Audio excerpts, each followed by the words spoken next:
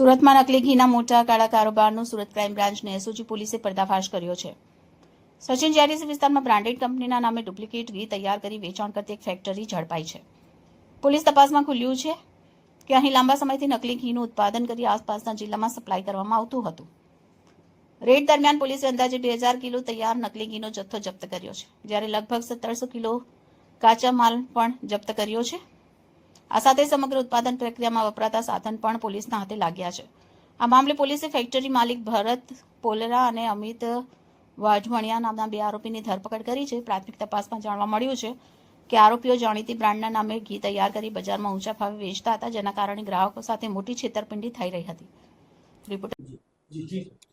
એસઓજીએ એક નકલી ઘીની factory Sachin GIDC વિસ્તારમાંથી ઝડપેલ છે। 2029 કિલોગ્રામ ઘી, 15 લાખનો મુદ્દામાલ અને ટોટલ મશીનરી સાથે 36 લાખનો મુદ્દામાલ ઝડપેલ છે। અને આ ઘી જે છે એ પામ ઓઇલ, વનસ્પતિ ઘી, પછી એસેન્સ અને બીજી જે અમુક રાસાયણિક દ્રવ્યો ઉમેરીને બનાવતા હતા। જે રીતના વેપારીઓ એમની પાસે ગુણવત્તાવાળું માગે એવા પ્રકારની કિંમતનું આ લોકો બનાવતા હતા અને એ રીતે ભેળસેળ કરતા હતા। સમગ્ર સાઉથ ગુજરાતની અંદર આ લોકો વેચતા હતા।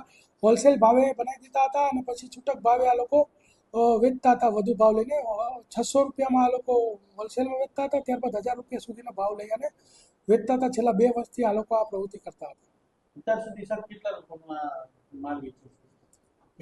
અત્યારે 2 વર્ષમાં લગભગ ઘણા બધા વેપારીઓને માલ વેચ્યું છે। આખા સાઉથ ગુજરાતમાં આ લોકો સપ્લાય કરતા હતા।